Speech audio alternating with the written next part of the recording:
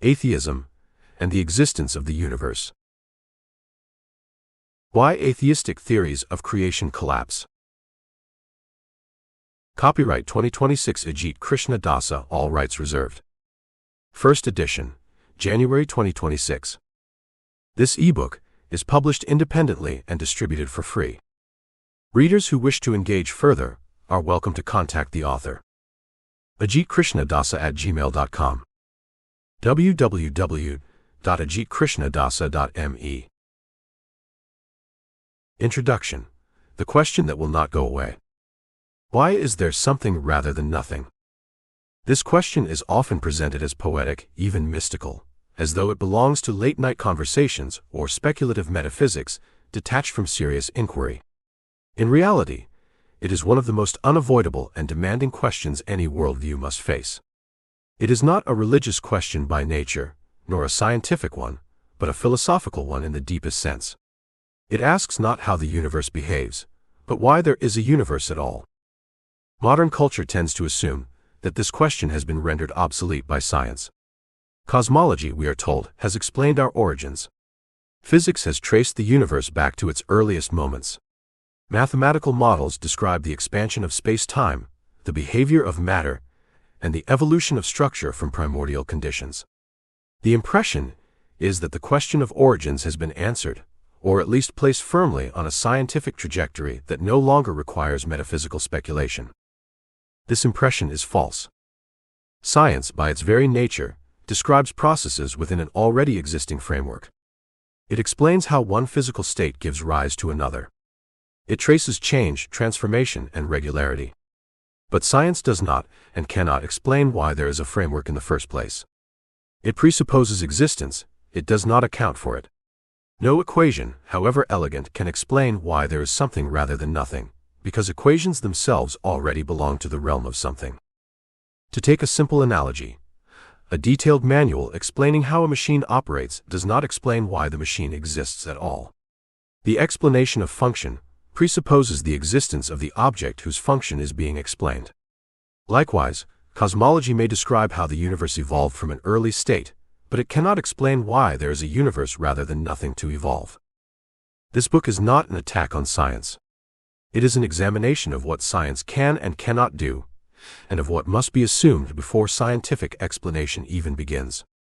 The question of the origin of the universe is not primarily about time, energy, or particles. It is about explanation itself. What does it mean to explain existence? What counts as an adequate answer? And what kind of worldview is capable of providing one? Every worldview must answer this question, whether explicitly or implicitly. Silence is not neutrality. To say "we do not know" is already to occupy a position about what kind of answer is possible, or whether an answer is needed at all. A worldview that refuses to address the question of existence does not thereby escape it, it merely leaves its foundations unexplained. This is similar to a legal system that refuses to justify its own authority. It may continue to issue verdicts and enforce rules, but the question of why those rules should be binding remains unanswered. The silence does not remove the problem, it conceals it. Atheism is often presented as the default or neutral position in these matters. It claims no special metaphysical commitments, no theological assumptions, no grand narratives. It simply follows the evidence where it leads. But this appearance of neutrality dissolves as soon as the origin question is pressed. When asked why the universe exists at all, atheism has no option but to offer a metaphysical account. And when it does so, it is forced into a small and surprisingly rigid set of possibilities. There are only three basic ways to account for the existence of the universe without invoking God. First, one may claim that the universe created itself. Second, one may claim that the universe came from nothing. Third, one may claim that the universe is eternal and therefore needs no explanation. These three options exhaust the logical space. There is no fourth alternative waiting in the wings. Any naturalistic account of existence must fall into one of these categories, even if it is expressed in more sophisticated language or wrapped in scientific terminology. Whether one speaks of quantum fluctuations, multiverses, or boundaryless space-time, the underlying metaphysical claim will always reduce to self-causation, causeless origination, or eternal existence.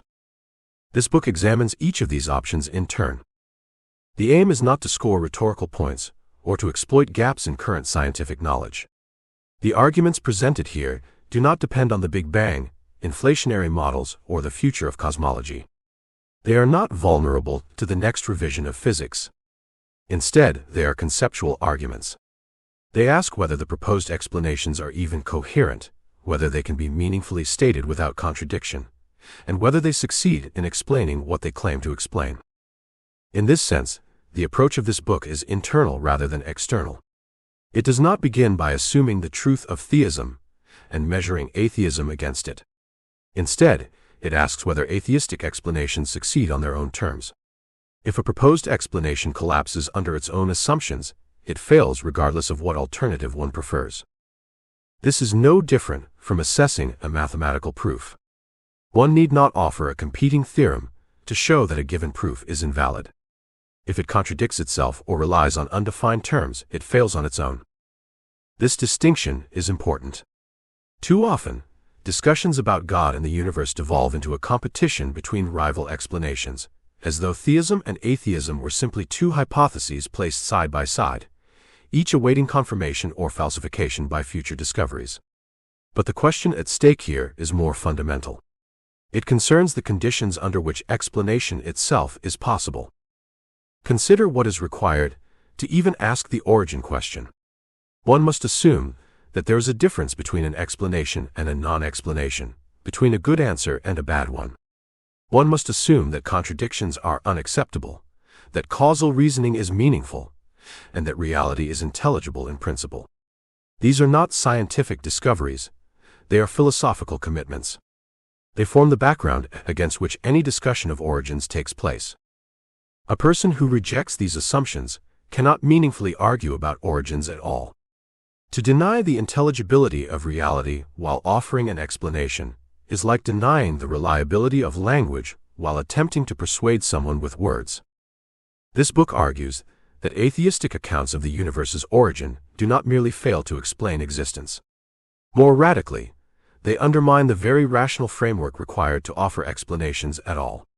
When pressed to their logical conclusions, they dissolve the concepts of causation, necessity, and explanation that they must presuppose in order to be stated. This is why the failure of atheistic origin stories is not merely a failure of cosmology, but a failure of epistemology. If the universe exists as a brute unexplained fact, then reason itself becomes a brute fact as well. If everything that exists is contingent and ungrounded, then the norms of rational thought lose their authority. The price of denying a transcendent ground of existence is not merely metaphysical discomfort, it is intellectual instability. It is sometimes said that theism answers the origin question too quickly, that it invokes God as a convenient stopping point for inquiry. But this criticism misunderstands the role that God plays in classical theism. God is not introduced as one more cause among others, nor as a mysterious force operating within the universe.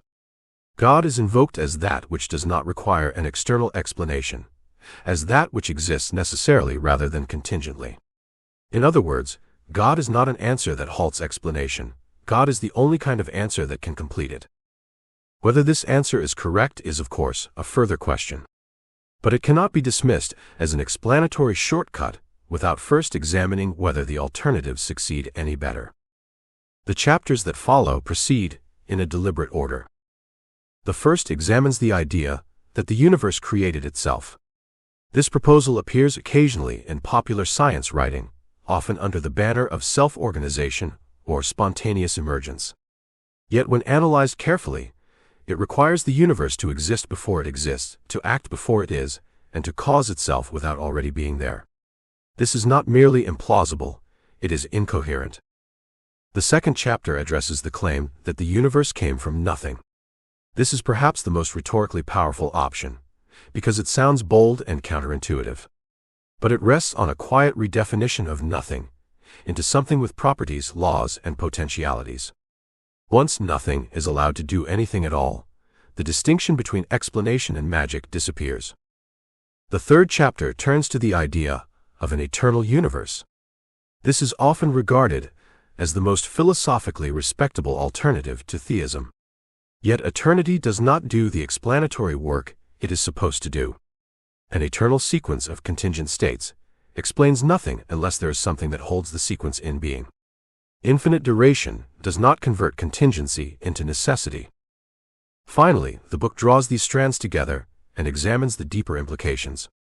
The failure of atheistic origin stories is not accidental. It reflects a more basic problem: the attempt to ground rational explanation in a worldview that ultimately denies any grounding at all. Theism does not enter the discussion as a competing scientific theory, but as a metaphysical framework capable of sustaining the very practices of reasoning and explanation that atheism relies upon. This book does not demand belief. It demands clarity. It asks that explanations be held to the standards they implicitly invoke. If an explanation cannot be stated without contradiction, it is not an explanation. If it destroys the rational norms required to defend it, it refutes itself. The question of why there is something rather than nothing is not going away. It cannot be solved by postponement, redefinition, or appeals to mystery. Whatever answer one gives, it will shape one's understanding of reality, reason, and meaning itself. Chapter 1. Did the universe create itself? Among contemporary attempts to explain the existence of the universe without God, few are as conceptually confused, and yet as casually invoked, as the claim that the universe created itself. The language varies. Sometimes it is framed in terms of spontaneous self-organization, sometimes as self-causation, sometimes as a natural process requiring no external cause. The rhetoric often sounds scientific, even sober. But beneath the terminology lies a proposal that collapses under minimal philosophical scrutiny. The idea that the universe created itself is not merely false, it is incoherent.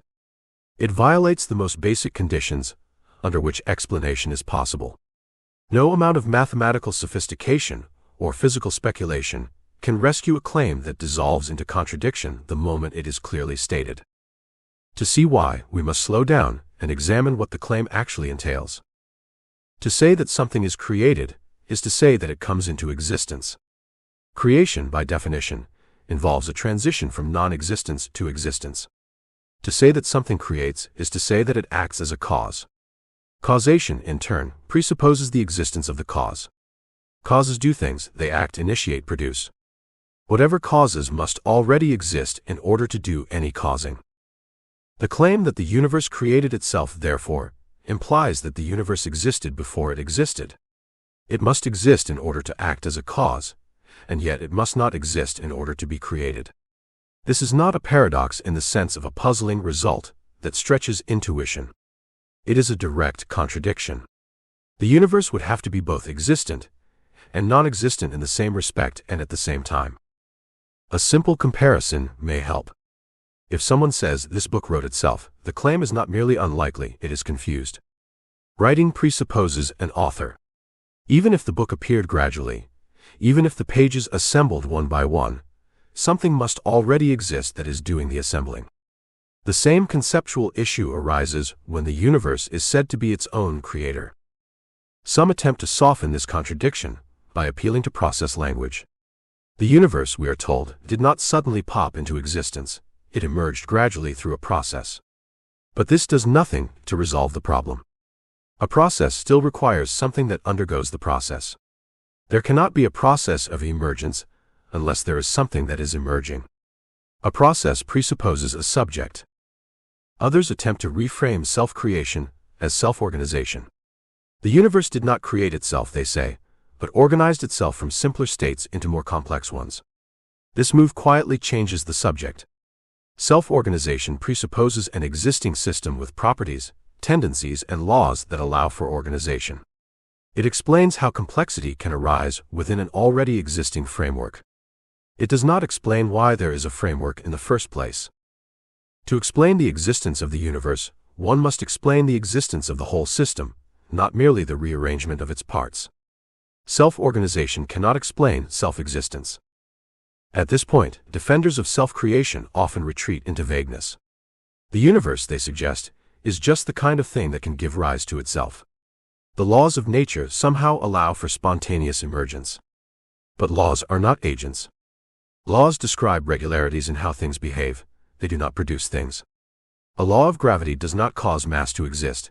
It describes how mass behaves if it exists. To appeal to laws as creative forces is to mistake description for causation. This confusion between laws and causes is one of the most persistent errors in popular discussions of cosmology. Laws do not do anything. They do not push, pull, generate, or create. They have no power. They are abstractions that summarize how things behave under certain conditions. To say that laws brought the universe into existence is like saying that the rules of chess caused a chessboard to appear. Or, consider a different example.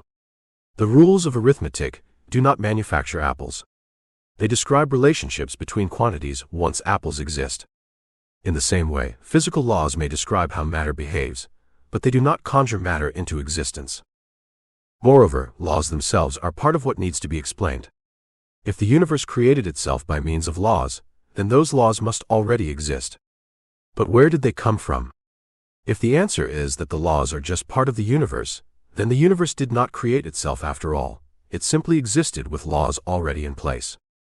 If the answer is that the laws are prior to the universe, then something other than the universe is doing explanatory work. Either way, self-creation fails. Sometimes the proposal is expressed in more technical language. The universe, we are told, is a closed system described by equations that allow for solutions in which space-time emerges from a boundaryless state. The mathematics may be impressive, but the philosophical problem remains unchanged. Equations do not cause the realities they describe.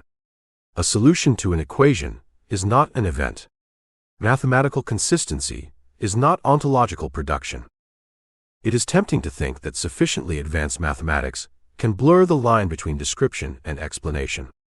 But this temptation should be resisted. Mathematics presupposes existence, it does not generate it.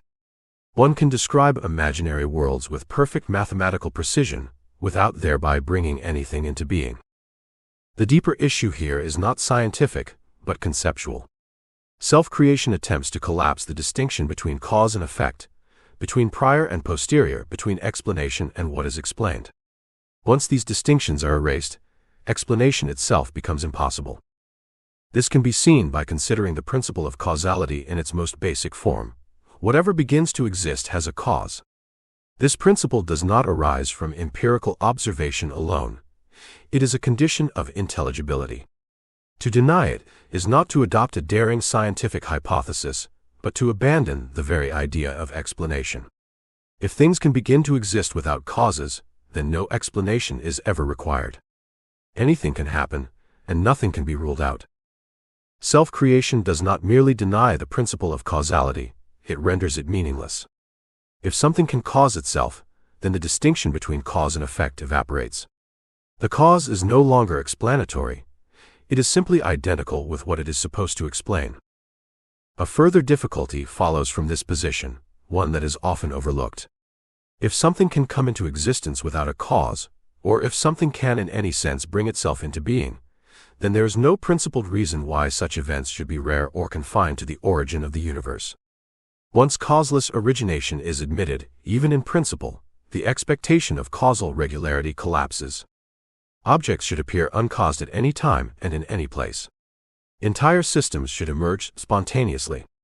The fact that we do not observe such occurrences is not a trivial empirical detail, it reveals the ad hoc nature of the proposal. Causeless origination is invoked precisely where explanation becomes metaphysically uncomfortable and nowhere else. No account is given of why the breakdown of causality should occur only once, only at the beginning, and never again. A worldview that permits causeless existence cannot coherently demand causal explanations elsewhere. The restriction is arbitrary. At this point, some will object that causality itself may not apply at the origin of the universe. Perhaps our ordinary intuitions about cause and effect break down at such extremes. This response is often presented as intellectually humble, but it is deeply confused. To say that causality breaks down is not to propose an alternative explanation, it is to renounce explanation altogether. If causality does not apply, then the claim that the universe created itself has no content. Creation is a causal concept. To deny causality while asserting creation is to use words without meaning. Moreover, this move is self-defeating. The claim that causality breaks down is itself a causal claim about the structure of reality. It presupposes that there is a fact of the matter about how things behave, that this fact explains why certain explanations fail, and that our reasoning tracks this structure. In other words, it presupposes exactly what it denies. The proposal that the universe created itself often survives only because it is never stated clearly. It functions as a placeholder, a way of gesturing toward mystery while avoiding more troubling conclusions. But once the terms are defined and the implications spelled out, the proposal collapses. To say that the universe created itself is to say that there was a time at which the universe did not exist, and that at that time it caused itself to exist. This requires the universe to act before it exists. There is no coherent sense in which this can be true. Some attempt to avoid temporal language altogether. Perhaps the universe did not create itself at a time, but in some timeless or a temporal manner. But this does not help. A temporal causation still requires a distinction between cause and effect. Something must be explanatorily prior to something else. If the universe is explanatorily prior to itself, explanation collapses. Explanatory priority cannot be circular. To explain A by appealing to A is not to explain A, it is to restate it. The attraction of self-creation lies in its promise of autonomy. If the universe created itself, then nothing external is needed. No God, no transcendent cause, no metaphysical commitment beyond the universe itself. The universe becomes self-contained, self-sufficient, answerable only to itself. But this promise cannot be delivered. Autonomy purchased at the cost of coherence is not intellectual progress. A worldview that denies the conditions of explanation does not gain freedom, it forfeits intelligibility. It is also worth noting that self-creation does not merely fail to explain the existence of the universe, it undermines the rational practices used to defend it.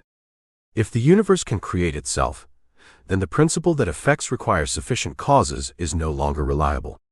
But this principle is essential to all scientific reasoning. Without it, inference collapses. Prediction becomes unjustified. Explanation becomes narrative rather than knowledge. One cannot consistently use causal reasoning to argue that causality fails at the most crucial point. At this stage, defenders of self-creation sometimes retreat to metaphor. The universe is likened to a loop, or a closed curve, or a self-contained structure with no beginning. But metaphors are not explanations. A loop still exists. A closed curve still has being. The question is not whether the universe has a beginning in time, but whether it has an explanation for its existence at all. Self-creation does not answer this question. It evades it by dissolving the distinction between what explains and what is explained. This is why the proposal ultimately fails, regardless of how it is dressed up. Whether framed in the language of physics, mathematics, or philosophy, the idea that the universe created itself requires contradiction to do explanatory work. It asks us to accept that something can both exist and not exist in the same respect, that something can act before it exists, and that explanation can be circular without being vacuous. None of these moves are acceptable if explanation is to retain its meaning. The failure of self-creation is not a scientific failure that might be remedied by future discoveries. It is a logical failure rooted in the very concepts of creation, causation, and existence. No additional data can rescue a contradiction. This conclusion has important implications. It means that one of the three basic atheistic options for explaining the universe is not merely unlikely, but impossible. It cannot be coherently stated, let alone defended. The universe cannot be the cause of its own existence. This does not yet tell us what the correct explanation is. It only tells us that one path is closed. But philosophical progress often consists precisely in ruling out impossibilities. Once a door is shown to be locked from the inside, insisting on trying it again is not open-mindedness, it is confusion. The next option promises more drama and more audacity. Perhaps the universe did not create itself. Perhaps it came from nothing. If self-creation fails because it makes the universe both existent and non-existent at once, the nothing proposal fails for the opposite reason. It tries to make non-existence do the work of existence. That proposal, too, will need to be examined with care. Chapter 2. Did the universe come from nothing? If the claim that the universe created itself collapses into contradiction, a second option often presents itself as bolder, cleaner, and more radical. Perhaps the universe came from nothing.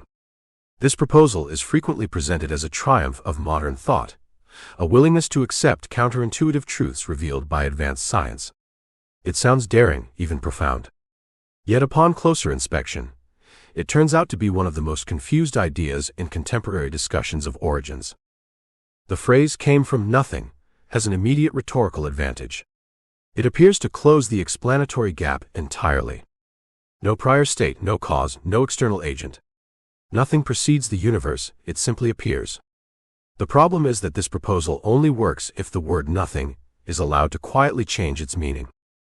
Once that happens, the proposal ceases to explain anything at all. To see why, we must be absolutely clear about what nothing means. Nothing is not empty space. It is not a vacuum. It is not a quantum field. It is not a state of low energy. It is not a realm governed by laws. It is not a potential waiting to be realized. Nothing is the absence of anything whatsoever. No objects, no properties, no relations, no laws, no tendencies, no probabilities. Nothing has no features. It is not a thing. This definition is not controversial.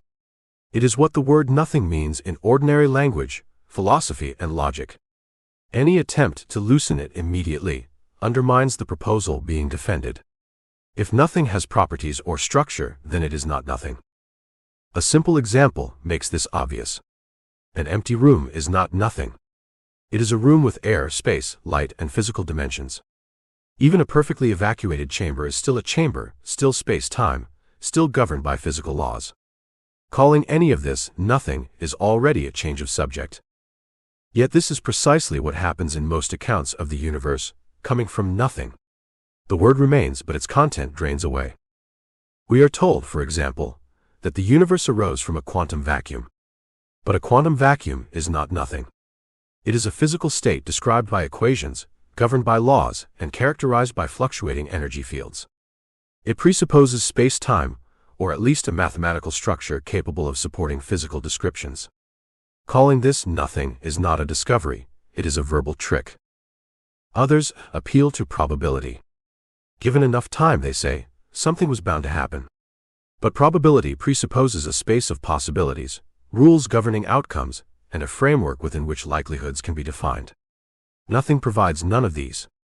There are no probabilities where there is nothing, because there is nothing to be probable. To say that given enough time, something will happen, is already to assume time exists, that there is a background in which enough time can pass, and that there are states that can vary across time. But if we are talking about nothing, literally nothing, there is no time to pass and no states to vary. The phrase imports the very framework it claims to avoid. Some speak of potentiality. The universe was somehow latent in nothing, waiting to emerge. But potentiality is not nothing. It is a property of something. A block of marble has the potential to become a statue because it already exists and has a certain nature. Nothing has no nature and therefore no potentials. Or consider a seed. A seed has the potential to become a tree, but only because it already contains structure and is placed in an environment governed by stable regularities. To speak of potential without an existent substrate is to use a word with no content. These moves all have the same structure. Nothing is retained as a label, but replaced in practice by something sufficiently rich to generate the universe. Once that substitution is made, the original claim is abandoned. The universe no longer comes from nothing, it comes from something else. This is not a minor terminological issue. It goes to the heart of explanation. If nothing can do something, if it can generate, fluctuate, produce, or give rise, then the distinction between something and nothing collapses. Explanation itself loses its footing. To say that nothing produced something is not to offer an explanation. It is to deny that explanations are required. The problem becomes even clearer when we consider the role that causation plays in the claim. To come from something is to be caused by something. To come from nothing would therefore mean to be caused by nothing. But nothing cannot be a cause, because causation is a relation between existence. A cause must exist to do anything at all. Nothing does not exist. At this point, some will object that causation itself may not apply at the origin of the universe. Perhaps the universe simply appeared without a cause. But this move does not rescue the proposal, it abandons it. To say that the universe appeared without a cause is to say that it did not come from anything at all, not even from nothing in a meaningful sense. The phrase "from nothing" becomes decorative rather than explanatory. Moreover, this response carries a heavy cost. If the universe can begin to exist without a cause, then the principle that beginnings require explanations is false. But this principle is not a parochial intuition. It is the backbone of rational inquiry. Without it, there is no reason to expect explanations at all. Anything could happen at any time, for no reason. The very practice of science would be undermined. It is no answer to say that such violations only occur at the beginning of the universe. This restriction is arbitrary and unsupported. If causeless beginnings are possible, there is no reason to confine them to a single event.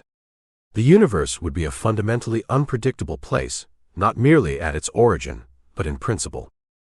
If causeless origination is permitted even once, it becomes unclear why we do not see books appearing on tables, animals appearing in forests, or complex machines appearing in laboratories without any causal history. The refusal to allow such expectations is an unacknowledged return to the causal principle that the nothing proposal had to abandon. In practice, no one actually lives as though this were true. Scientists continue to search for causes, to expect regularity, to trust inference. The denial of causality is reserved for moments when explanation becomes inconvenient. The claim that the universe came from nothing also fails in a more subtle way. Even if one were to grant, for the sake of argument, that something could arise from nothing, the question would immediately arise: why this universe? Why these laws, these constants, this structure? Nothing, having no properties, cannot discriminate between outcomes. It cannot favor one possibility over another, because it contains no basis for selection. The emergence of a highly structured, law-governed universe from nothing would therefore be maximally inexplicable. There would be no reason why anything exists rather than nothing, and no reason why this particular world exists rather than some other or none at all. To make the point vivid, if nothing truly has no features, then it cannot aim at a universe with stable mathematics rather than one with chaotic flux, cannot prefer life-permitting constants rather than lifeless ones, cannot select order rather than disorder. Whatever appears would be sheer brute accident, without even the possibility of explanation. This is not humility in the face of mystery. It is the abandonment of explanation. At this point, defenders of the nothing proposal often appeal to scientific authority. We are told that physics has shown that nothingness is unstable, that the vacuum seethes with activity, that particles can appear spontaneously. But again, this trades on equivocation. Physical vacuums are not nothing. They are part of the physical universe. They presuppose laws, fields, and mathematical structure. They are something. To say that physics shows how something can arise from a physical vacuum is to say nothing about how something can arise from nothing. The latter remains as mysterious and incoherent as ever. It is also worth noting that the appeal to science here is philosophically selective. When physics provides descriptions of regularity and law, these are taken seriously. But when physics presupposes mathematical structure, logical consistency, and explanatory norms, these presuppositions are quietly ignored. The result is a picture of reality that uses rational tools while denying their grounding. The problem, then, is not merely that nothing is misunderstood. It is that the concept of nothing is being asked to do explanatory work that it cannot possibly do.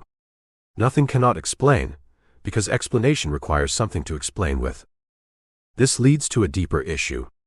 The claim that the universe came from nothing is often presented as a way of avoiding metaphysical commitments. It seems to remove the need for a transcendent cause or a necessary being. But in reality, it introduces a far more radical metaphysical commitment, the denial that existence requires explanation.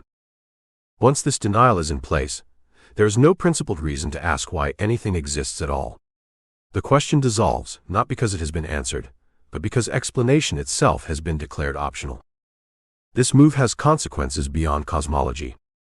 If the existence of the universe requires no explanation, then neither does the existence of its laws, its regularities, or the minds that attempt to understand it. Rationality becomes a lucky accident. Truth becomes a contingent feature of a particular evolutionary history. There is no reason to trust our cognitive faculties, because they are products of an ultimately unexplained process. In this way, the claim that the universe came from nothing undermines not only metaphysics, but epistemology. It erodes the foundation upon which arguments, including arguments for this very claim, are built. One might attempt to retreat to a more modest position. Perhaps we simply do not know where the universe came from. Perhaps the origin is a brute fact beyond explanation. But this is no longer the claim that the universe came from nothing. It is the claim that the universe has no explanation. This position will be examined more fully in a later chapter. For now, it is enough to note that appealing to brute facthood is not an explanation, and calling a brute fact nothing does not improve matters. The enduring appeal of the nothing proposal lies in its apparent simplicity. It seems to cut through metaphysical debate with a single stroke. But simplicity achieved through conceptual confusion is not a virtue. An explanation that relies on equivocation, metaphor, and the quiet abandonment of explanatory standards is not an explanation at all. The universe did not come from nothing, not because we have not yet found the right scientific theory, but because nothing cannot give rise to anything. To deny this is to deny the distinction between something and nothing, between explanation and non-explanation, between reason and mere assertion. This conclusion, like the conclusion of the previous chapter, does not yet tell us what the correct explanation is. It tells us only that another door is closed. The universe did not create itself, and it did not arise from nothing. One option remains. Perhaps the universe is eternal. That proposal has long been regarded as the most sophisticated alternative to theism. It promises to avoid contradiction without invoking mystery. It claims to remove the need for an origin altogether. But as we will see, removing a temporal beginning is not the same as providing an explanation. Eternity can postpone the question of origin, but it cannot dissolve the question of dependence. Whether it succeeds is the subject of the next chapter. Chapter 3 is the universe eternal. When the claims that the universe created itself and that it came from nothing are set aside, one option remains. Perhaps the universe never began at all. Perhaps it simply exists eternally with no origin, no coming into being, and therefore no need for explanation.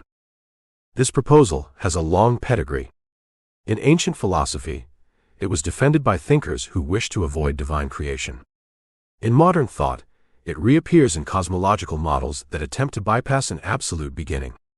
Among atheistic explanations of existence, the eternal universe is widely regarded as the most sophisticated and philosophically respectable alternative to theism. And yet this option too fails. It fails not because it is scientifically outdated or empirically falsified, but because it does not do the explanatory work it claims to do. Eternity on its own explains nothing. At best, it postpones the problem indefinitely. At worst, it undermines the very idea of explanation itself. To see this, we must be clear about what is meant by an eternal universe. The claim is not merely that the universe has existed for a very long time, or that it extends indefinitely into the future. The claim is that there was no first moment, no beginning, no transition from non-existence to existence. The universe simply always was. At first glance, this may appear to dissolve the origin question. If there was no beginning, then perhaps there is nothing to explain. But this impression is misleading. The question is not why the universe began, but why it exists at all. Eternity addresses duration, not existence. It tells us how long something has existed, not why it exists rather than not. A simple comparison helps. Suppose someone says, "This bridge has always been here." Even if that were true, it would not answer the question of why there is a bridge at all, or why the materials composing it exist, or why the structure holds together rather than collapsing. Duration does not replace explanation. It merely stretches it out. An eternal thing may still be contingent. It may still depend on conditions that could have been otherwise. It may still lack any internal reason for its existence. To mistake eternity for necessity is a fundamental error. Before turning to this deeper issue, however, we must address a more immediate problem: whether an eternal universe is even coherent as a temporal reality. The problem of an infinite past. One of the most widely discussed arguments against an eternal universe concerns the impossibility of an actual infinite temporal series. This argument has been developed in various forms, but its core intuition is simple. If the universe has no beginning, then the present moment is preceded by an infinite sequence of past events. But an infinite sequence cannot be completed by successive addition. One cannot traverse an actual infinite one step at a time. If infinitely many moments had to elapse before the present could occur, then the present would never arrive. Yet the present has arrived. We are here. This argument is often associated in contemporary discussion with William Lane Craig, but its philosophical roots extend much further back. The force of the argument does not depend on theology or on any particular scientific model. It rests on the nature of infinity and the structure of temporal succession. An actual infinite is not merely a very large number. It is a completed totality containing infinitely many elements. While such entities may exist as abstract objects in mathematics, their instantiation in the physical world raises serious difficulties. Time unfolds sequentially. Moments occur one after another. The present moment is reached by the successive addition of prior moments. But no matter how many moments one adds, one never completes an actual infinite. There is always one more. If the past were actually infinite, then the present would lie at the end of an infinite sequence that could never be completed. The fact that the present exists suggests that the past is finite. One way to make the point intuitive is to imagine a counter that must count down from infinity to reach zero. No matter how long it counts, it never reaches the end, because there is no final number to begin with. If the past were literally infinite in this way, the arrival of the present would be like reaching zero after counting down from infinity. It could never occur by successive steps. Various attempts have been made to evade this conclusion. Some argue that the infinite past is not traversed, but simply exists as a whole. Others suggest that the notion of traversal is inapplicable to time. But these responses tend to obscure rather than resolve the difficulty. The present moment is not given all at once. It is reached through temporal succession. The fact that earlier moments give way to later ones is not a metaphor. It is the structure of temporal experience. If the past were infinite, there would be no reason why the present moment should be now rather than earlier or later. There would be no principled way to locate ourselves within an infinite temporal series. The fact that we find ourselves at a determinate point suggests that the series has a starting point. This argument is not decisive on its own, and it is not necessary for the broader case against an eternal universe. Even if one were to grant, for the sake of argument, that an infinite past is possible, the deeper problem would remain. Eternity does not explain existence. Suppose, then, that the universe is eternal. Suppose that there was no first moment, no beginning in time. What follows? The crucial point is this: eternity does not explain why something exists rather than nothing. It merely describes how long it has existed. An eternal universe still exists. And existence is precisely what requires explanation. To see the mistake clearly, consider the difference between necessity and duration. A necessary being is one that cannot fail to exist. Its non-existence is impossible. An eternal being, by contrast, is simply one that exists at all times. These concepts are not equivalent. Something may exist eternally and yet be contingent, depending on conditions that could have been otherwise. An eternal candle flame that depends on an eternal supply of oxygen and fuel would still be contingent. Remove the conditions and the flame would go out. Its eternal duration would not make it self-explanatory. The same is true of an eternal light bulb connected to an eternal power source. Even if the light has always been on, the explanation is not because it has always been on, but because it is powered. Duration does not replace dependence, it only extends it. Likewise, an eternal universe composed of matter, governed by laws, undergoing change, and exhibiting structure would still raise the question of why such a universe exists at all. Why these laws rather than others? Why any laws at all? Why a universe capable of change, complexity, and intelligibility. Appealing to eternity does not answer these questions. It postpones them indefinitely. This is the problem of infinite regress in explanation. An explanation that appeals only to prior states of the same kind never reaches a sufficient reason. Each state is explained by an earlier one, but the existence of the entire series remains unexplained. Adding more links to the chain does not strengthen it. A chain suspended in midair does not become supported by adding more links. Or consider a row of books, each propped up by the one before it. If every book depends entirely on another book, the whole arrangement is still unexplained. One does not get support by multiplying dependence. At some point, there must be something that does not merely pass the explanatory burden along. An eternal regress of contingent explanations is not an explanation. It is an avoidance of explanation. At this point, some will object that explanation must end somewhere, and that an eternal universe simply marks that endpoint. The universe, they say, is just there. It has no explanation beyond itself. This is sometimes called a brute fact. But calling something a brute fact is not to explain it. It is to give up on explanation. And giving up on explanation has consequences. The cost of brute fact eternity. If the universe exists as a brute eternal fact, then its existence has no reason. It could have been otherwise. It might not have existed at all. There is nothing about it that makes its existence intelligible or necessary. This position is often defended as intellectually modest. We must accept that some things just are. But this modesty is selective. It appears only when explanation threatens to point beyond the universe itself. In practice, those who appeal to brute fact eternity do not abandon explanation in general. They continue to explain phenomena within the universe. They continue to expect reasons, causes, and regularities.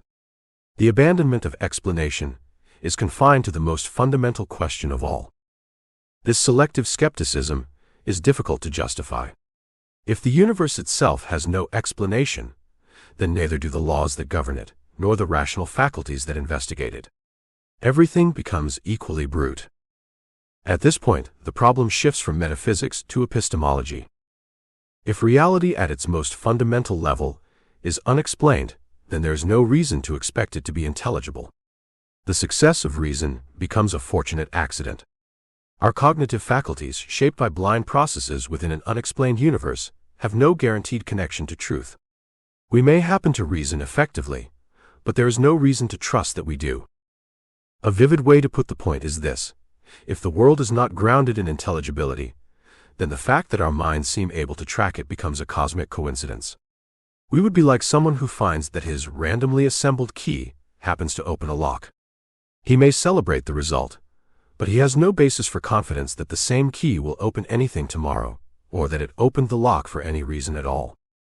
The claim that the universe is an eternal brute fact thus undercuts the rational confidence required to defend it. It relies on reason while undermining reason's authority.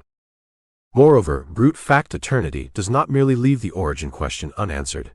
It dissolves the distinction between explanation and non-explanation.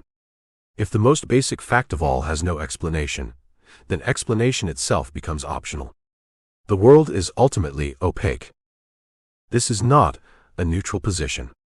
It is a radical metaphysical commitment with far-reaching implications. Eternity and change. There is another difficulty with the eternal universe proposal that deserves attention. The universe we observe is not static. It changes. It exhibits temporal succession, causal interaction, and irreversible processes. Even if it has no beginning, it consists of an endless series of changing states. Change, however, is a marker of contingency. To change is to be in one state and then another. It is to move from potentiality to actuality. Whatever changes is not self-sufficient. It depends on conditions that allow the change to occur. An eternal changing universe, therefore, does not escape the need for explanation. It multiplies it. Each state depends on prior states, and the entire series depends on the conditions that make change possible at all. If those conditions are internal to the universe, then they too are contingent features of the universe. They could have been otherwise. If they are external, then the universe is not self-explanatory after all. Once again, eternity fails to do the work assigned to it. The illusion of finality. The appeal of an eternal universe lies in its promise of finality. If the universe has always existed, then perhaps the chain of explanation ends there. There is nothing beyond the universe, nothing to ask about. But this sense of finality is an illusion. It is achieved not by answering the origin question, but by declaring it illegitimate. The universe exists, full stop. This move may appear bold, but it is philosophically evasive. It replaces explanation with insistence. It says, in effect, this is just how things are, and expects that to suffice. Yet explanation does not work that way. To explain is not merely to point to something and declare it fundamental. It is to show why it must be so rather than otherwise. An eternal universe does not meet this standard. It could have been different. It could have had different laws, different constants, different structures. It could have failed to exist altogether. Eternity does not remove this contingency. A clarification on eternity, time, and explanation. At this point, a natural objection arises. If the argument against an eternal universe is correct, does it not apply equally to theism? Is God not also said to be eternal? And if so, how does one avoid the very same difficulties attributed to an infinite past? The force of this objection depends on a crucial confusion. The problem identified in this chapter is not eternity as such, but eternity understood as an infinite temporal succession of contingent states. An eternal universe, as conceived in atheistic accounts, exists in time. It consists of a sequence of moments, each giving way to the next, governed by laws, subject to change and dependent on prior conditions. Even if it has no first moment, it unfolds as a temporal process. Each state depends on earlier states, and the existence of the entire series remains unexplained. This is why the problem of an infinite past arises. If the present moment is reached through successive addition, then an actually infinite sequence of prior moments could never be completed. The difficulty lies precisely in the fact that the universe is treated as something that exists through temporal succession. But even setting this issue aside, a deeper problem remains. An eternal universe, even if temporally unbounded, is still contingent. It is composed of parts, governed by laws, capable of change, and therefore capable of being otherwise. Its eternity does not render it necessary. It merely extends its dependence indefinitely. To mistake eternity for necessity is a fundamental error. Something may exist at all times, and yet still lack any internal reason for its existence. Duration does not eliminate contingency, it only stretches it. By contrast, classical theism does not propose God as merely another eternal item within reality. God is not eternal in time in the way a universe might be. God is not understood as moving through moments, accumulating states, or progressing toward the present. God is not one more member of the temporal series. Rather, God is proposed as the ground of time itself. To say that God is eternal is not to say that God has existed for an infinite duration, as though stretched endlessly along a timeline. It is to say that God exists without temporal succession. There is no earlier or later in God's being, no transition from one state to another, and no dependence on prior conditions. For this reason, the difficulties associated with an infinite temporal regress do not apply. God does not arrive at the present moment by traversing an infinite sequence. God stands as the ontological condition under which temporal moments exist at all.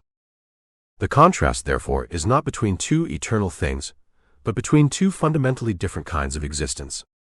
One is an endless chain of dependent, changing states that explains nothing by being endless. The other is a necessary reality that does not depend on anything beyond itself, and therefore does not require further explanation. Once this distinction is made clear, the symmetry the objection relies upon disappears. The problem is not eternity, but the attempt to make temporal succession do the work that only necessity can do. Where this leaves us. We have now examined the three principal atheistic options for explaining the existence of the universe. The universe cannot have created itself, because self-creation is incoherent. It requires something to exist before it exists. The universe cannot have come from nothing, because nothing has no properties, no powers, and no explanatory capacity. And the universe cannot be eternal, in the sense required to eliminate the need for explanation. Eternity does not convert contingency into necessity, nor does it ground intelligibility. These failures are not due to gaps in scientific knowledge or limitations in current cosmological models. They are conceptual. Each proposal collapses either into incoherence or into explanatory insufficiency. The problem, therefore, is not that atheism has selected the wrong explanation. It is that it lacks the resources to provide one. At this point, one might be tempted to conclude that the origin question has no answer. But this does not follow. What follows is that certain kinds of answers are ruled out. The rejection of these options is not arbitrary. It reflects a deeper tension between the denial of a transcendent ground of reality and the continued reliance on explanation, reason, and intelligibility. One cannot consistently affirm the latter while rejecting the former. The issue is therefore not merely cosmological, but epistemological. The question is no longer only why the universe exists, but how explanation itself is possible in a reality that lacks any ultimate grounding. The remaining option is not one hypothesis among others. It is that upon which hypotheses, explanations, and reasons depend. Without it, the very activity of explanation loses its foundation. Chapter 4: The option you cannot state. Why atheistic origins undermine reason itself. Up to this point, the discussion has focused on three specific proposals: that the universe created itself, that it came from nothing, or that it is eternal. Each of these options was examined on its own terms and found wanting. None succeeds in explaining why the universe exists at all. None can do the explanatory work it claims to do. But a deeper problem now comes into view. The failure of these explanations is not merely a failure of cosmology. It is not the result of insufficient data or immature science. It reflects a more fundamental difficulty, one that concerns the very possibility of explanation, reasoning, and knowledge. The problem is not just that atheism lacks a good answer to the origin question. It is that atheism cannot even state its answers without presupposing what it denies. To see this, we must step back and ask a more basic question: what is required to offer an explanation at all? Explanation and its conditions. An explanation is not merely a description. It does not simply report that something happened. To explain is to give a reason, to show why something is the case rather than otherwise. Explanation presupposes intelligibility. It assumes that reality is structured in such a way that reasons apply, that causes matter, that contradictions are unacceptable, and that truth is something more than subjective preference. These assumptions are so basic that they are rarely noticed. They function as the background against which all inquiry takes place. But they are not optional. Without them, explanation collapses. A simple example shows the difference. If a detective asks why a window is shattered and someone replies, "It just is," that is not an explanation. It is a refusal to explain. An explanation would name something, an impact, a force, a causal chain that makes the shattered state intelligible. The point is not that every explanation must be complete, but that explanation must connect facts by reasons. To argue that the universe created itself, came from nothing, or is eternal, is already to assume that there is a real distinction between explanation and non-explanation. That logical consistency is required. That causal reasoning is meaningful. That reasons can justify beliefs. That truth is objective rather than merely psychological. These are not conclusions of atheistic cosmology. They are presuppositions. And here the tension appears. The very worldview that denies a necessary ground of existence must nevertheless rely on normative standards of reason that it cannot ground. Brute fact reality and the collapse of normativity. Atheistic explanations of the universe ultimately terminate in brute fact. Whether the universe is said to be eternal, self-existent, or simply unexplained, the final answer is the same: this is just how things are. But a brute fact, by definition, has no reason. It is not the case because of anything. It simply is. If this is the ultimate nature of reality, then reason itself is a brute fact as well. Logic, inference, explanation, and truth are not grounded in anything deeper. They are features of a universe that just happens to be this way. At first glance, this may appear harmless. After all, must everything have an explanation? But the problem is not merely metaphysical, it is epistemic. If reason itself is a brute fact, if it has no grounding beyond blind contingency, then there is no reason to trust it. Our cognitive faculties are products of an unexplained universe. Their reliability is accidental. They may function well enough for survival, but there is no guarantee that they track truth. This is not a minor worry. Survival and truth are not the same thing. A creature can survive by holding useful falsehoods. A moth is successful by flying toward light, but its success does not make the behavior true in any rational sense. Likewise, if cognition is ultimately an accident of brute reality, then its connection to truth is contingent in the most radical way. The problem is not that atheism denies meaning or purpose in some emotional sense. The problem is that it denies the conditions under which belief can be justified as rational, rather than merely useful. The self-referential failure. This leads to a self-referential difficulty. To argue that the universe is a brute fact is to offer a philosophical conclusion. It is to claim that this view is true, or at least more reasonable than its alternatives.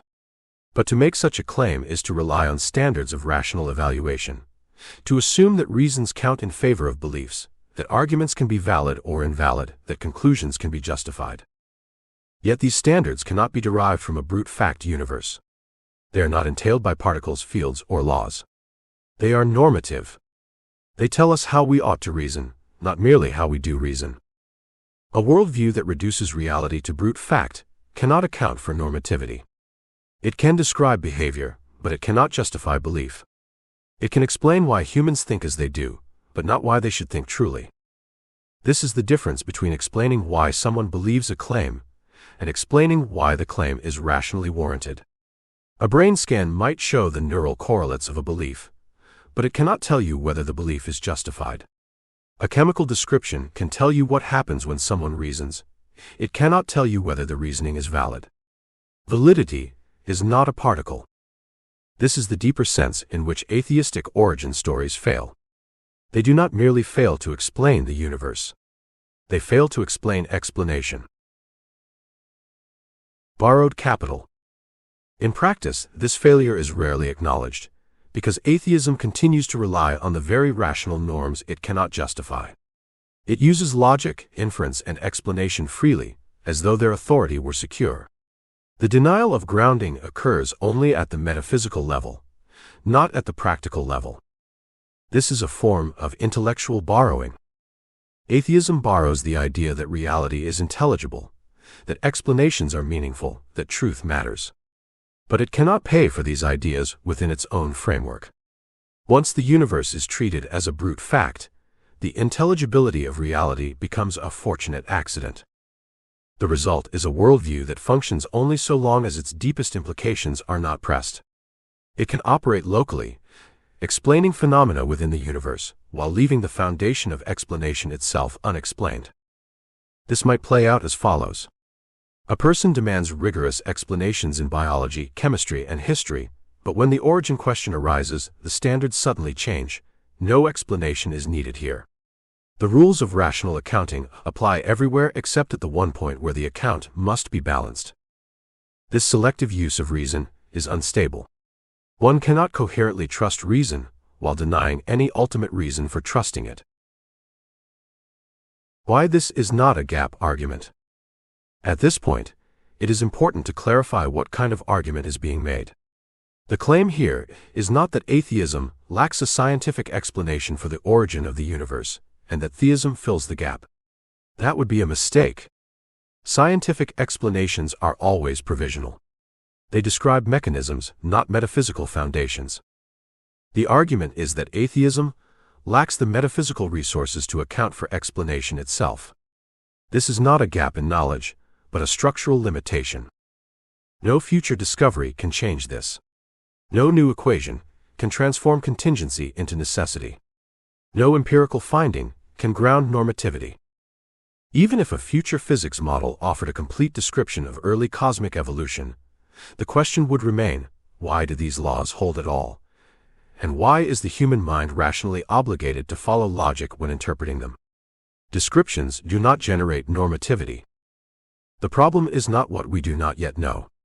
It is what atheism cannot, even in principle, explain.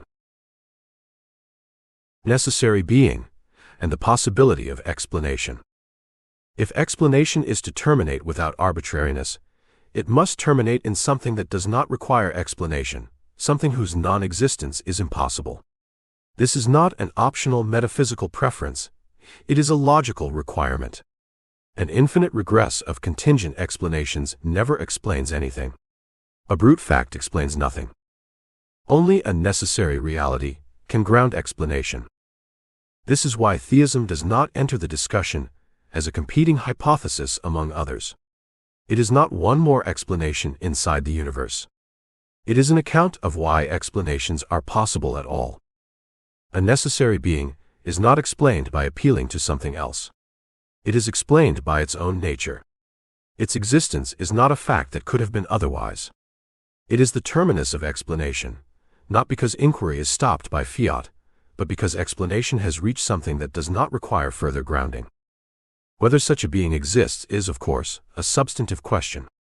But the need for such a being is not arbitrary. It arises from the demand for intelligibility itself. Eternity revisited. This is where the earlier discussion of eternity must be revisited. The problem with an eternal universe was not that it existed without beginning, but that it existed without necessity. Its eternity did not explain its existence. It merely extended it indefinitely. A necessary being, by contrast, does not derive its existence from prior states, laws, or conditions.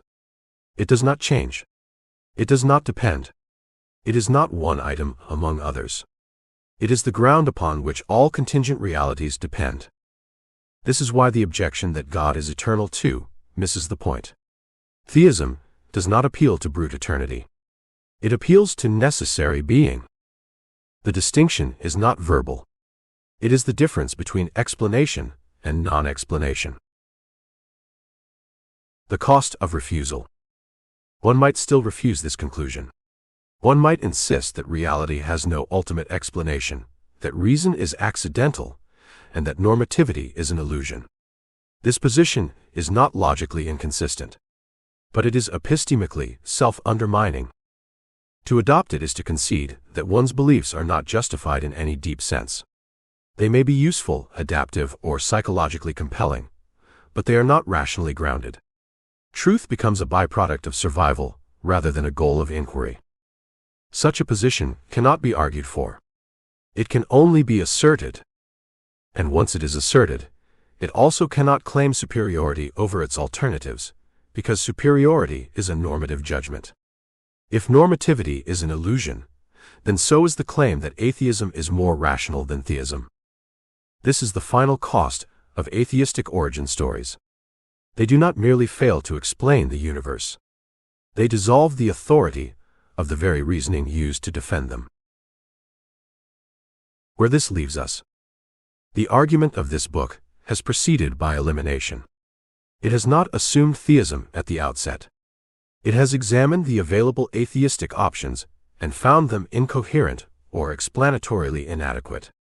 It has then shown that this failure is not accidental, but rooted in a deeper inability to ground explanation itself. The origin question, why there is something rather than nothing, cannot be answered by appeals to self-creation, nothingness, or brute eternity. Each of these proposals collapses under scrutiny. What remains is not a gap, but a demand. If reality is intelligible, if explanation is meaningful, if reason is to be trusted, then existence must be grounded in something that does not merely happen to exist, but must exist. The next and final chapter will draw these threads together. It will clarify why theism is not a rival explanation among others, but the only framework capable of sustaining the practice of explanation itself. Chapter 5: Theism as the Condition of Explanation. The arguments developed in this book have been deliberately restrained. They have not appealed to religious authority, sacred texts, or personal experience. They have not assumed the truth of theism in advance. Instead, they have examined atheistic explanations of existence from the inside and asked whether they succeed on their own terms. At this point, it may appear that the discussion has reached its natural conclusion. The three principal atheistic options, self-creation, coming from nothing, and brute eternity, have been shown to fail. The need for a necessary ground of existence has been established. The epistemic consequences of denying such a ground have been exposed. And yet, something remains to be addressed. For all its philosophical difficulties, atheism continues to function. Atheists reason, argue, explain, predict, and demand justification. They distinguish between good and bad explanations, sound and unsound arguments, rational and irrational beliefs. In daily life and intellectual practice, atheism behaves as though reason were authoritative and truth mattered. This raises a final and unavoidable question. How is this possible? If atheism's account of reality is correct, if existence terminates in brute fact, if the universe is ultimately unexplained, if reason itself is an accidental byproduct of blind processes, then the continued use of rational norms is deeply puzzling. The worldview appears unable to live with its own conclusions. It must either abandon the authority of reason or quietly borrow it from elsewhere. This chapter explores that tension. The gap between theory and practice. In theory, atheism denies that reality has any ultimate explanation. It denies that existence is grounded in anything necessary. It denies that reason reflects a rational source. At the most fundamental level, it embraces contingency without remainder. In practice, atheism does none of these things. In practice, atheists continue to demand reasons. They expect explanations to be coherent rather than contradictory, non-arbitrary rather than ad hoc, and grounded rather than merely asserted. They appeal to evidence, logic, and explanatory power. They reject positions that undermine rational inquiry as unreasonable. This gap between theory and practice is not accidental. It is structural. Human beings cannot help but reason normatively. We do not merely think, we evaluate thoughts. We hold ourselves and others accountable to standards of justification. We care not merely about what is believed, but about what ought to be believed. Even in ordinary life, this normativity is unavoidable. If someone claims that a bridge is safe, we do not accept the claim because it is sincerely held, but because there are reasons to trust it. If those reasons fail, the claim is rejected, regardless of how confident the speaker feels. The question is not whether atheists reason, but whether atheism can justify the authority of reasoning itself. Brute facts and intellectual responsibility. If the universe is a brute fact, if its existence has no reason, then everything that exists within it is also ultimately brute. Laws of nature, regularities, minds, thoughts, and beliefs all arise within a framework that lacks grounding. In such a world, why should any belief be held responsibly? Responsibility presupposes normativity. It presupposes that some beliefs are better than others, that some reasons count and others do not, that some conclusions are justified and others are not. But normativity cannot be extracted from brute facts. Facts describe what is, norms prescribe what ought to be. If all that exists is what happens to be the case, then the idea that one ought to believe in accordance with reason loses its footing. One may still reason, but one cannot justify why reasoning should be trusted as a guide to truth rather than merely as a survival strategy. A calculator that happens to give correct answers by accident is not reliable. Reliability presupposes a connection between function and truth. In the same way, if human reasoning is only accidentally aligned with reality, then its apparent success offers no grounds for trust. This is not a minor philosophical worry. It strikes at the heart of intellectual responsibility. If our beliefs are ultimately the result of unguided processes operating within an unexplained universe, then their content is incidental. What matters is not whether they are true, but whether they are adaptive. At that point, the distinction between rational belief and useful belief collapses. Explanation as storytelling. One of the most revealing consequences of brute fact metaphysics is what it does to explanation. If reality itself has no explanation, then explanations within reality are ultimately provisional narratives. They work until they don't. They satisfy curiosity locally, but they have no final authority. This is why atheistic explanations often take on a peculiar tone. They are confident within narrow domains and evasive at the foundations. They explain phenomena enthusiastically, but treat the most basic questions as illegitimate or meaningless. The origin question is dismissed as unscientific. The demand for grounding is labeled metaphysical excess. The search for ultimate explanation is treated as a psychological need rather than an intellectual obligation. But this dismissal is selective. It applies only where explanation threatens to point beyond the universe itself. Elsewhere, explanation is pursued with rigor and seriousness. This selectivity reveals the tension.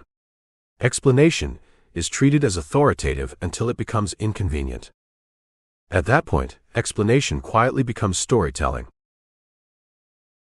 Living as if the world were intelligible. Despite these theoretical concessions, atheism cannot function as though reality were unintelligible. Scientific practice assumes that the universe is orderly, that its regularities are stable, that its laws are consistent, and that human reasoning can uncover these structures. None of this follows from brute fact metaphysics. An unexplained universe could just as easily be chaotic, deceptive, or radically unstable. There is no reason to expect it to be mathematically elegant, discoverable, or hospitable to rational inquiry. The success of science becomes, on atheism, an astonishing coincidence. And yet, atheism lives as though this coincidence were guaranteed. It trusts induction. It assumes the future will resemble the past. It expects explanations to generalize. It relies on mathematical structures to map onto physical reality. These assumptions are indispensable, but they are not grounded. A scientist who designs an experiment assumes not only that nature behaves regularly, but that it ought to behave regularly enough for results to be meaningful. That ought is never derived from brute facts. It is assumed. This is not an argument from incredulity. It is an argument from inconsistency. A worldview that denies grounding cannot then assume intelligibility as a given. The authority of truth. Perhaps the most revealing inconsistency concerns truth itself. Atheists routinely argue that certain beliefs are false, irrational, or unjustified. They criticize religious belief not merely as unhelpful, but as epistemically defective. They appeal to truth as a standard that beliefs ought to meet. But truth is not a physical property. It is not a particle, a field, or a force. It is a normative concept. It governs belief, not behavior. To say that a belief is true is to say that it ought to be held. Where does this ought come from?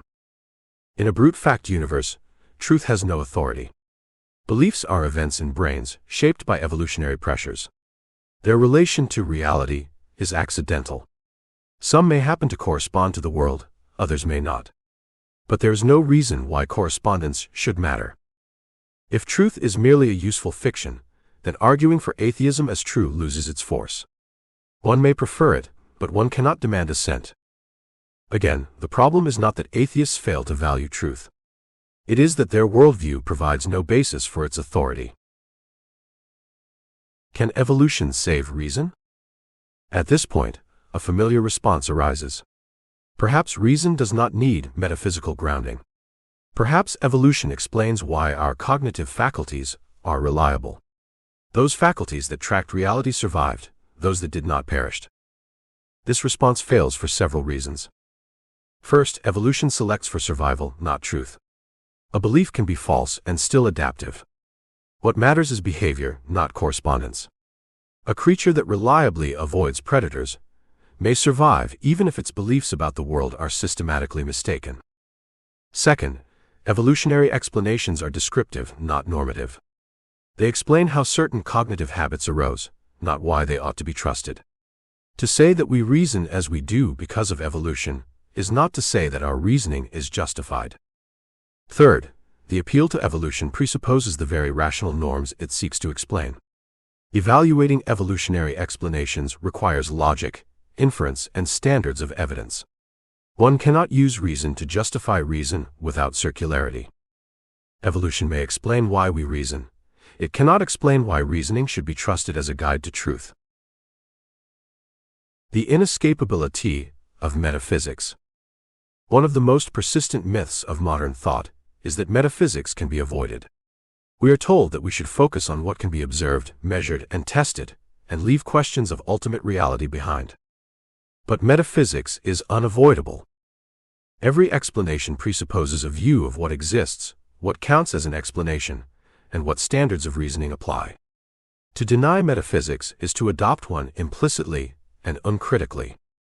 Atheism is not metaphysically neutral. It makes strong claims about the nature of reality, the absence of necessity, and the ultimate lack of explanation. These claims have consequences. The question is not whether one has metaphysical commitments, but whether those commitments can sustain the practices one relies upon. Why theism can live with its answer. This brings us back to the contrast with theism. Theism does not deny explanation at the foundation of reality. It grounds it. It does not treat reason as an accident, but as a reflection of a rational source. It does not reduce normativity to convenience, but anchors it in the nature of reality itself. Because reality is grounded in something necessary rather than brute, explanation has authority. Because reason reflects an ultimate rationality, it can be trusted. Because truth is rooted in being rather than survival, it matters. This is why theism can live with its answer to the origin question, while atheism cannot. Theism's metaphysics and its epistemology align. Atheism's do not. This does not mean that theism answers every question, nor that it removes mystery from the world. It means that mystery exists within a framework that makes inquiry meaningful rather than arbitrary. The final tension. Atheism faces a choice. It can accept the full implications of its metaphysics and abandon the authority of reason, explanation, and truth. Or it can continue to reason, explain, and argue as though reality were grounded, intelligible, and normatively structured, while denying that such grounding exists. Most choose the second option. This choice allows atheism to function, but only by inconsistency. It lives off assumptions it cannot justify. It relies on norms it cannot ground. It demands rational assent while undermining rational authority. This is not a psychological criticism. It is a philosophical diagnosis. Where this leaves the reader. The purpose of this book has not been to coerce belief or to close debate. It has been to clarify what is at stake in the origin question and to show that some answers come at a higher cost than others. One may reject theism. One may refuse to posit a necessary ground of reality. But one cannot do so without consequences. Those consequences extend beyond cosmology into the heart of rational life. The question, then, is not merely where the universe came from, but whether one is prepared to live in a world where explanation has no foundation and reason no authority. This is not a question that can be answered lightly, and it is not one that can be avoided. Chapter 6: Creation, Knowledge, and the Ground of Reason. Why Krishna consciousness can say what atheism cannot. The argument of this book has proceeded by restraint. It has examined atheistic explanations of existence from within their own conceptual boundaries and found them unable to account for what they presuppose. The universe cannot create itself. It cannot come from nothing. It cannot evade explanation through brute eternity. And a worldview that terminates in unexplained contingency cannot sustain reason, explanation, or epistemic normativity. Up to this point, the discussion has deliberately stopped short of naming a specific alternative. This was not hesitation, but method. A worldview should not be introduced until the criteria it must meet are clear. Those criteria have now been established. Any adequate account of reality must be able to explain at least the following: why the universe exists at all, why it is law-governed and intelligible, why causal regularity holds, why reason and perception can yield knowledge, why skepticism does not ultimately prevail. The question is now unavoidable: can any worldview actually meet these demands? This chapter argues that the Vaishnava worldview, traditionally articulated as Krishna consciousness, not only can but does so explicitly and systematically. It does not gesture vaguely toward mystery, nor does it reduce explanation to brute fact. It offers a unified account of creation, law, cognition, and knowledge, one that can live with its own implications. Creation as intentional and continuous. The Vaishnava worldview does not treat the universe as a spontaneous or self-contained reality. The universe is neither self-caused nor causeless.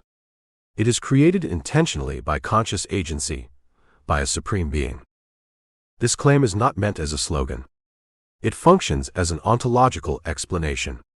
The universe exists because it is willed into existence by a conscious, necessary being. Matter, time, and causation are not ultimate, they are dependent. The universe is contingent not only at its beginning, but at every moment of its existence. Creation, in this view, is not merely an initial event. It is ongoing. The universe is maintained, ordered, and governed continuously. This avoids a common weakness in many theistic models, where God explains the beginning of the universe but disappears afterward, leaving law and order unexplained. A simple analogy helps. A melody exists only so long as it is played. It is not created once and then left to sustain itself. In the same way, the universe is not merely started and abandoned. Its continued order presupposes continued grounding. In the Vaishnava worldview, lawfulness itself is grounded. The stability of nature is not an accident, nor a brute fact, nor an unexplained given. It reflects rational order, imposed and sustained by intelligence. This immediately resolves the problem exposed earlier in the book. Causal regularity does not exist in spite of God, nor does it compete with divine agency. It exists because reality is grounded in intelligence rather than chaos. Laws of nature and the principle of causality. One of the central failures of atheistic origin stories was their inability to justify causal regularity. Causation was treated as universal until it became inconvenient, and then quietly suspended at the origin of the universe. This selective skepticism undermines explanation itself. Krishna consciousness does not require such inconsistency. Causation is real, stable, and universal because it reflects an underlying order. The universe is structured to behave lawfully, not arbitrarily. Effects follow causes because reality is not self-contradictory or capricious. The law of cause and effect is not an emergent accident, it is an expression of order. This applies both to physical causation and to moral causation. The principle that actions have consequences is not a human projection, nor a social convention. It reflects a deeper structure of reality in which order, responsibility, and intelligibility are fundamental. Just as physical actions reliably produce physical effects, intentional actions reliably produce experiential consequences. The parallel is not imposed, it is discovered. Importantly, this view does not collapse causation into determinism. Agency remains real. Choice remains meaningful. But causal order is never abandoned. Nothing comes into being without sufficient reason. Nothing appears from nothing. Nothing creates itself. This preserves exactly what atheistic accounts must abandon: the universal applicability of explanation. Cognition as designed, limited, and correctable. The epistemological implications of this worldview are equally significant. The Vaishnava worldview does not claim that human cognition, as mediated through the material senses and mind, is infallible. On the contrary, it explicitly teaches that the senses are limited and prone to error, that reason can mislead, and that perception is conditioned. This is not a weakness of the system, but one of its strengths. Because cognition is created, it is neither divine nor autonomous. Because it is created, it has a purpose. And because it has a purpose, it has a standard by which it can be evaluated. This immediately avoids the dilemma faced by atheistic epistemology. If cognition is merely the byproduct of unguided processes, its relation to truth is accidental. If cognition is designed, its reliability is intelligible. Design does not imply infallibility at the level of the material apparatus. It implies orientation. Human cognition is oriented toward truth, but not sufficient by itself to secure it. Error is expected, not surprising. Skepticism is understandable, but not ultimate. A measuring instrument that occasionally malfunctions does not cease to be an instrument. Its failures presuppose a standard of correctness. In the same way, cognitive error presupposes that cognition is meant to track truth. This balance is crucial. The Vaishnava worldview agrees with the skeptic that sense perception and reason, taken in isolation, cannot ground certainty. Where it differs is in refusing to stop there. Innate knowledge, and the starting point of inquiry. One of the most neglected aspects of epistemology is the question of where knowledge begins. No human being begins as a blank slate. From birth, we possess forms of knowledge that are not acquired through inference or instruction. We know how to recognize patterns. We expect causation. We distinguish self from world. We seek meaning and coherence. We trust memory. We rely on induction. None of these are learned from experience. They make experience possible. A child does not infer that the future will resemble the past. He expects it. That expectation is prior to reasoning, not the result of it.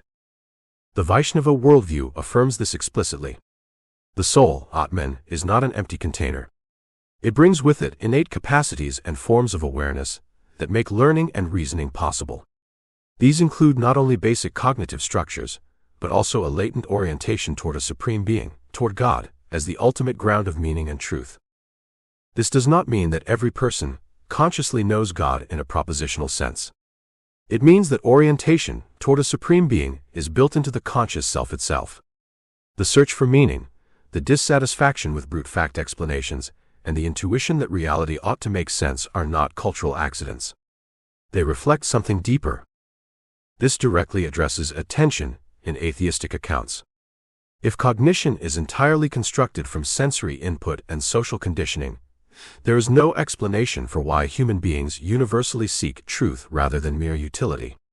There is no explanation for why skepticism troubles us, or why explanation feels obligatory. Innate knowledge is not an embarrassment to the Vaishnava worldview. It is expected. Why reason and perception alone lead to skepticism? This brings us to a crucial point. Krishna consciousness does not deny the limits of reason and perception. It insists on them. Reason can analyze, compare, infer, and criticize. Perception can inform, correct, and constrain. But neither can ground itself. Reason cannot justify reason without circularity. Perception cannot validate perception without presupposing trust in the senses. Left alone, these faculties lead either to dogmatism or to skepticism. This diagnosis is not controversial. It appears throughout the history of philosophy. What differs is the response. Atheistic epistemology has no principled way out. It either embraces skepticism or it ignores it. It continues to reason while denying any ultimate reason to trust reason. Krishna consciousness takes a different path. It accepts the limits of finite cognition and supplements them with revelation. Revelation as epistemic completion, not rival. Revelation is often misunderstood as an alternative to reason, as though one must choose between faith and thinking. This is a false dichotomy. All knowledge systems rely on testimony. We trust others for information we cannot verify ourselves. We trust memory. We trust perception.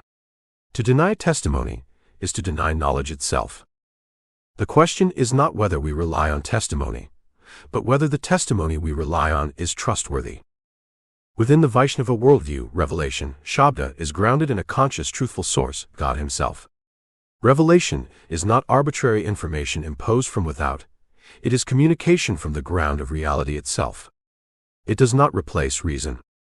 It corrects and completes it. Crucially, while human cognition is fallible, the soul is capable of apprehending truth without error when knowledge descends through revelation and is received without distortion. Perfect knowledge is therefore possible, not through autonomous reasoning, but through receptive participation in divine disclosure. This is precisely what is required if skepticism is to be avoided without dogmatism. God is the ground of both being and knowing. We are now in a position to see the full structure. Krishna is not introduced merely as the creator of the universe, but as the ground of intelligibility itself. Reality is understandable because it arises from intelligence. Cognition is trustworthy because it reflects consciousness. Truth matters because it is rooted in being, not survival. This unifies ontology and epistemology in a way atheistic systems cannot. Being and knowing are not separate accidents. They belong together. The universe is intelligible because it is ordered. It is ordered because it is willed. It is willed because reality is personal rather than impersonal at its foundation. This is not a God of the gaps. It does not explain what science cannot yet explain. It explains why explanation is possible at all. Why atheistic alternatives cannot compete. Atheistic accounts of knowledge face an unavoidable dilemma.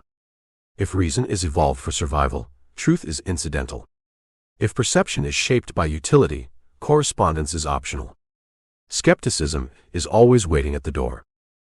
This is not a rhetorical flourish. It is a structural consequence. One may live as though reason were authoritative, but one cannot justify that authority without grounding. Atheism can function pragmatically, but it cannot live coherently with its own conclusions. Krishna consciousness, by contrast, can. It explains why the universe exists, why it is lawful, why cognition works, why error occurs, and why correction is possible. It acknowledges human limitation without collapsing into skepticism. It grounds reason without divinizing it. A final clarification. Nothing in this chapter forces belief. Krishna consciousness is not proven in the way a theorem is proven. But the same is true of every worldview. The question is not whether a worldview can be proven from neutral ground, but whether it can account for the ground on which proof itself stands. This book has argued that atheism cannot. It dissolves explanation at the foundation and borrows rational authority it cannot repay. Krishna consciousness offers a different account. It is explicit where atheism is evasive, coherent where atheism is ad hoc, and complete where atheism must stop. Whether one accepts it is a further question. But it deserves to be considered not as a religious curiosity, but as a serious philosophical worldview, one that can explain why there is something rather than nothing, and why we can know it. Conclusion. From the question of existence to the possibility of knowledge.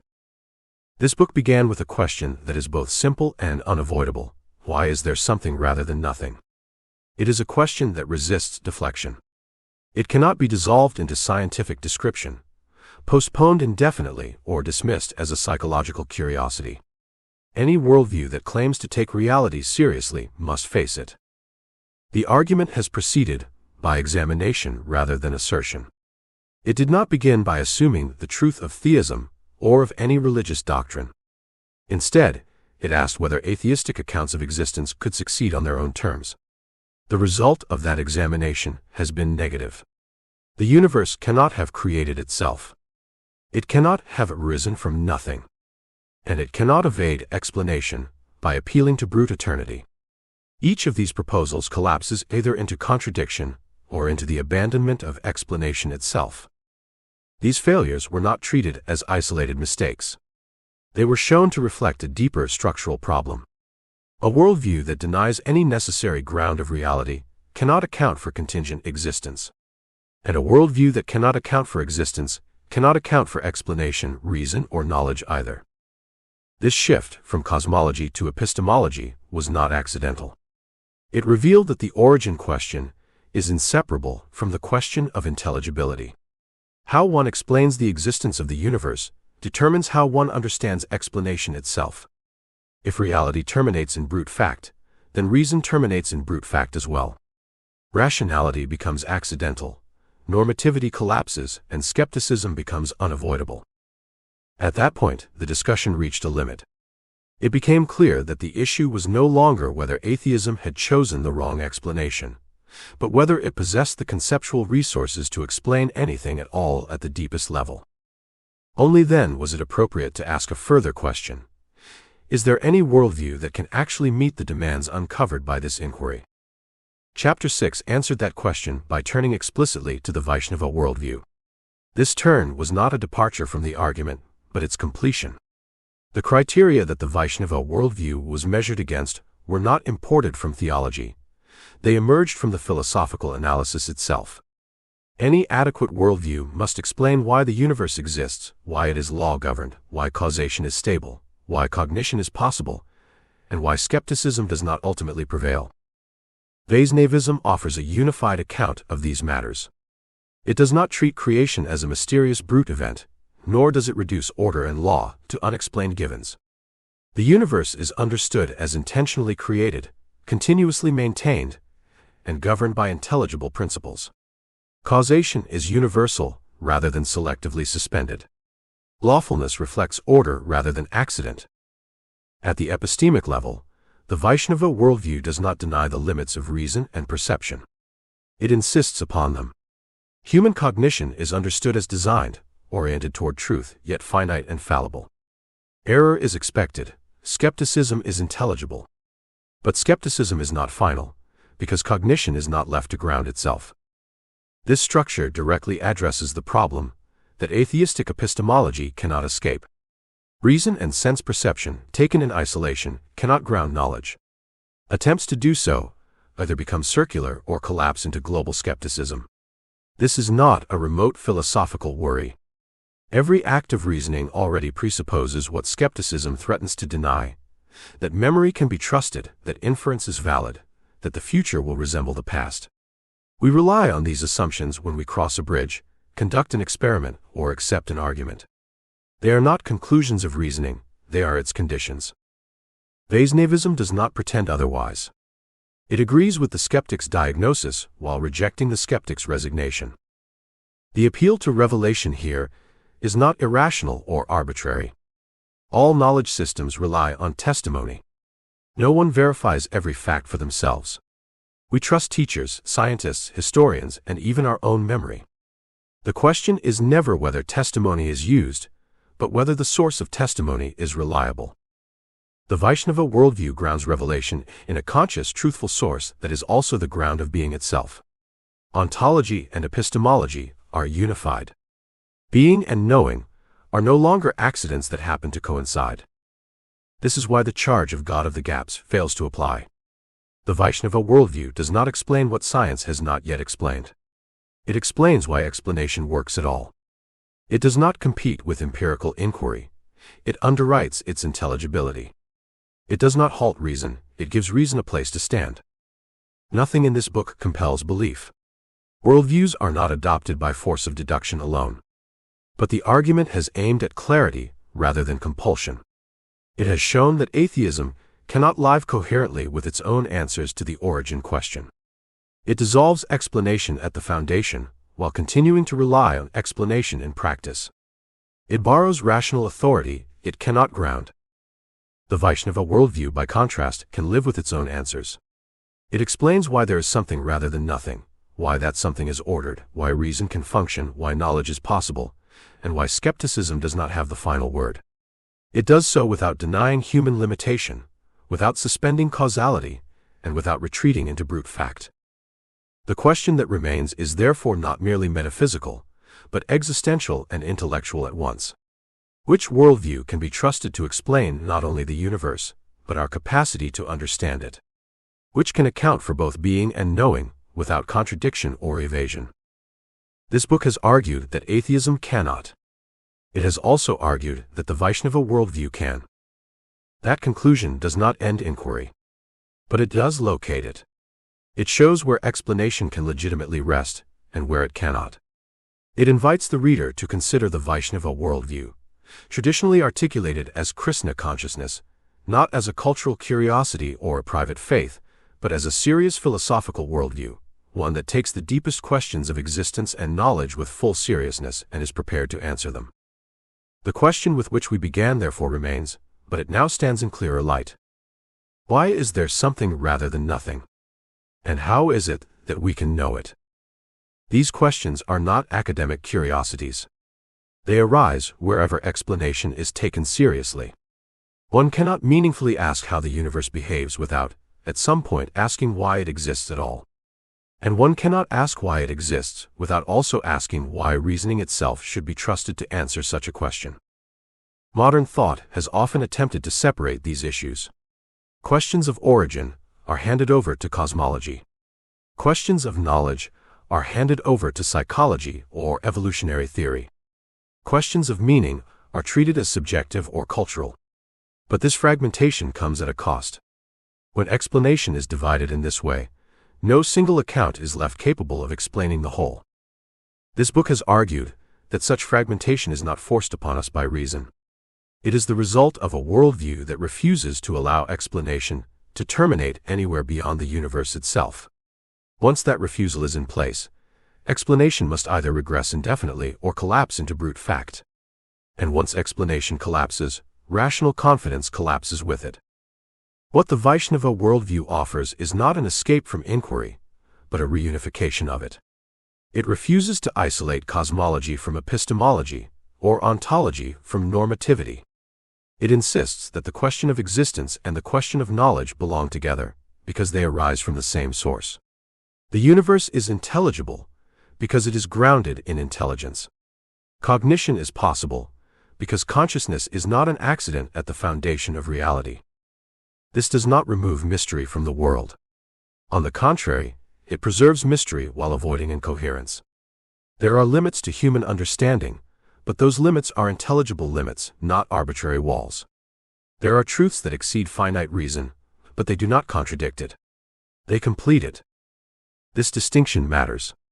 A worldview that collapses mystery into brute fact offers no reason to trust inquiry beyond pragmatic usefulness. A worldview that grounds mystery in intelligence allows inquiry to proceed with humility rather than despair. It permits reason to recognize its limits without dissolving its authority. In this sense, the Vaishnava worldview does not compete with atheism merely at the level of conclusions. It differs at the level of posture. One worldview treats explanation as a provisional tool that ultimately rests on nothing. The other treats explanation as a reflection of reality's structure, grounded in something that cannot fail to exist or deceive.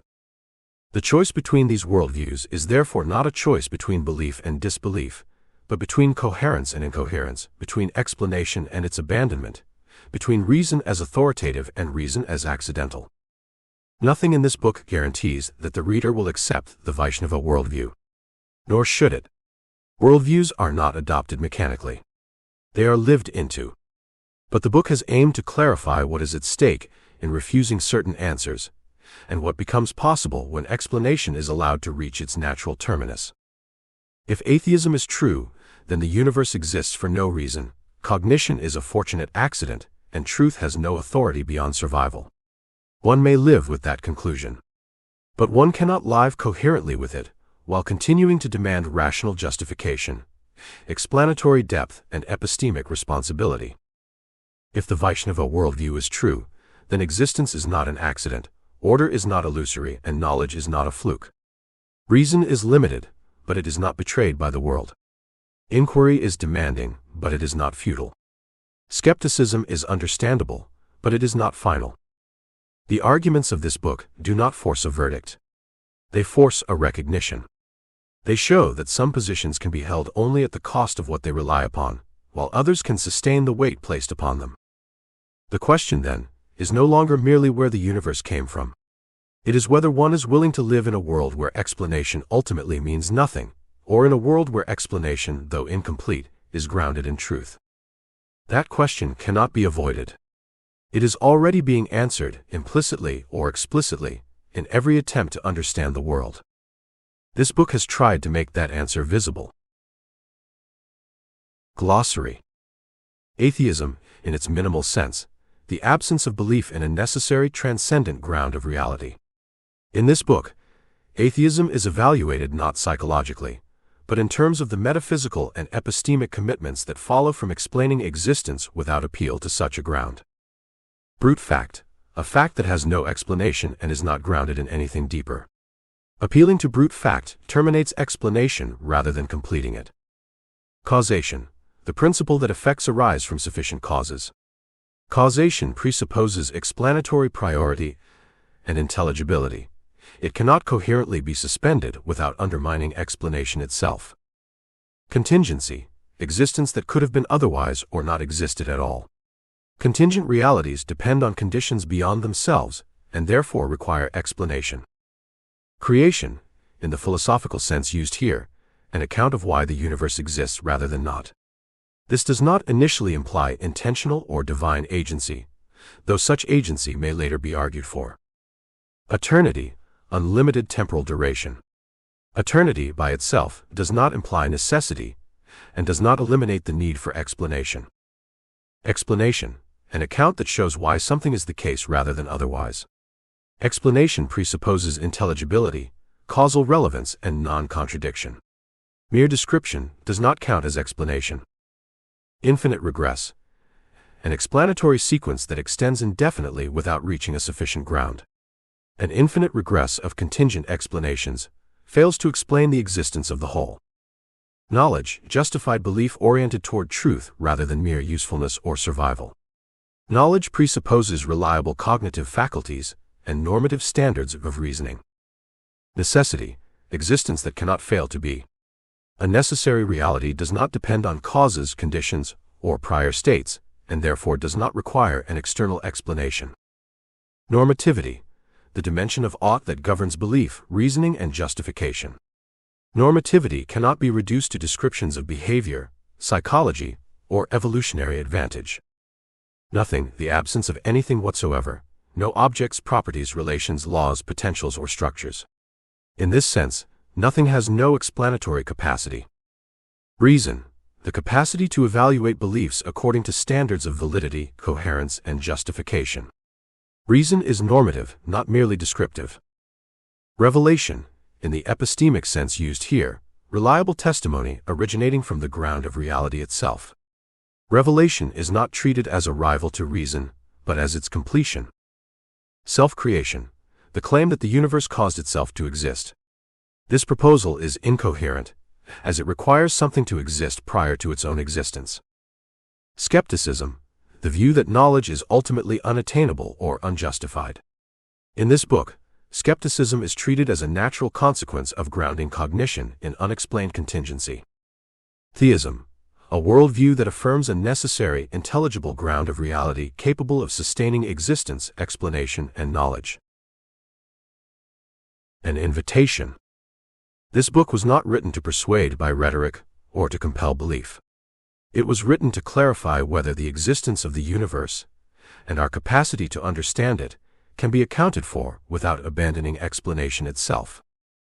If the argument has unsettled you by exposing assumptions you had not previously examined, then it has served its purpose. It was not meant to be an endpoint. It was meant to remove an obstacle. The line of reasoning developed here did not originate with this book. It reflects a philosophical framework articulated with exceptional clarity by A.C. Bhaktivedanta Swami Prabhupada, who presented the Bhagavad Gita not as religious poetry or cultural symbolism, but as a coherent account of reality, knowledge, and their ultimate ground. Srila Prabhupada did not treat God as a hypothesis to be tested alongside others. He began where explanation must ultimately begin, with a necessary foundation of being and knowing, and from there showed why attempts to ground existence, reason, and morality in contingency inevitably collapse. If you wish to pursue the questions raised in this book further, the natural next step is to read Bhagavad Gita as it is. Read it carefully. Read it honestly. Read it on its own terms. You will not be asked to abandon reason. You will be asked to recognize what reason itself presupposes. The invitation stands. About the author. Ajit Krishna Dasa writes from within the Gaudiya Vaisnava tradition, drawing primarily on the teachings of A.C. Bhaktivedanta Swami Prabhupada. His work examines the assumptions that underlie modern debates about existence, reason, and skepticism, with an emphasis on conceptual clarity rather than persuasion. More of the author's writings can be found at www.ajitkrishnadasa.me.